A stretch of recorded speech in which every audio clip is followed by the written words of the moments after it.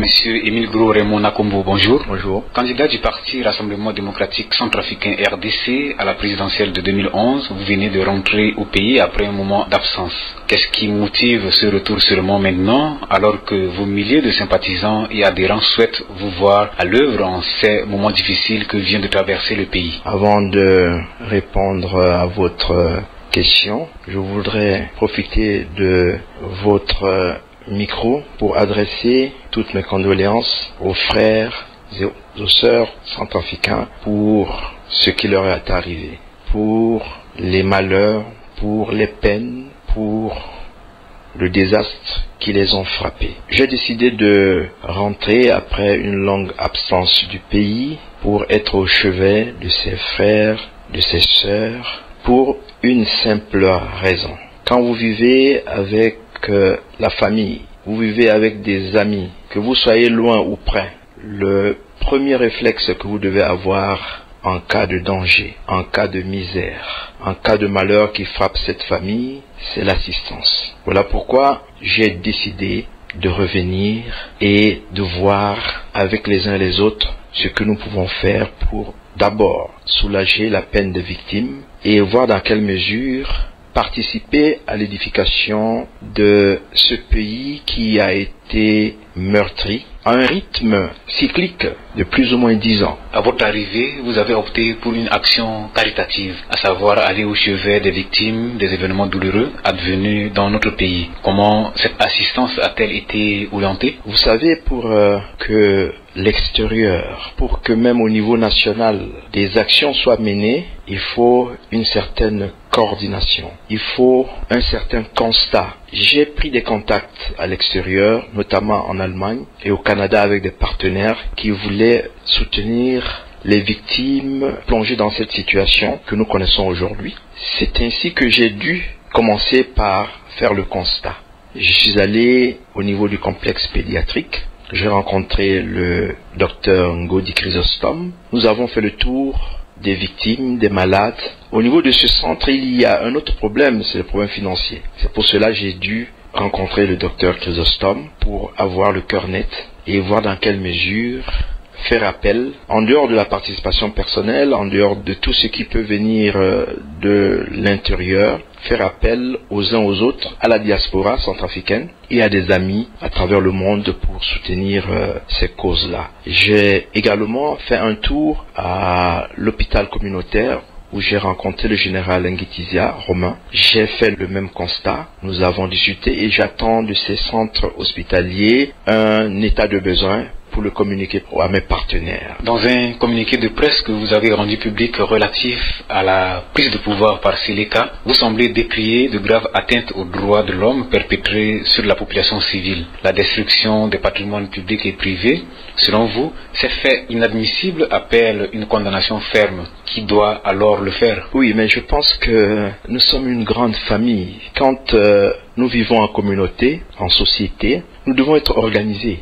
Et il y a des règles de fonctionnement. La condamnation de ces actes est un acte humanitaire, est un acte de société. Et ainsi, j'ai dû prendre mes responsabilités et le faire en mon âme et conscience, pour qu'au moins au niveau national et international, que les gens prennent conscience de la gravité de la situation. Mais cette situation interpelle aussi les politiques que les civils, aussi nos frères, nos sœurs, que ceux qui nous dirigent, la communauté internationale également. Il faut qu'il y ait plus de voix qui condamnent ces actes, et il faut qu'il y ait plus de voix qui font état de la situation dans laquelle nous vivons, pour qu'ensemble nous menions cette lutte. Elle est commune, elle est collective. Monsieur Émile Gros Raymond Nakombo, vous trouvez aussi inadmissible la poursuite des troubles et de violences à Bangui et sur l'ensemble du territoire national? Oui,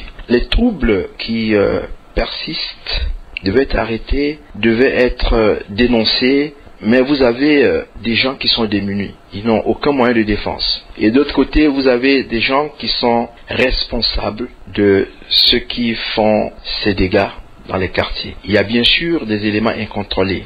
C'est pour cela que je pense qu'il faut qu'il y ait une certaine dynamique. Il faut qu'il y ait une certaine volonté pour que les uns et les autres se retrouvent. Il faut qu'il y ait de nouvelles autorités, il faut qu'il y ait la communauté nationale qui est formée de la société civile, des ONG nationales. Il faut qu'il y ait un grand forum pour que nous discutions de tout ce qui nous intéresse. Tant que c'est vu comme une affaire des nouvelles autorités, tant que c'est vu comme une affaire d'une partie de la société, il sera très difficile que nous arrivions à quelque chose de concret et de durable. Revenons à votre communiqué. Vous avez formulé un certain nombre de recommandations comme solution de sortie de crise en Centrafrique. Quelles en sont-elles? Bien, je me suis appesanti sur le fait que beaucoup de voix ne sont pas élevées pour condamner ce qui se passe. Quand je parle de condamnation, je parle des faits qui sévissent dans notre société, dans les familles. Les gens pleurent,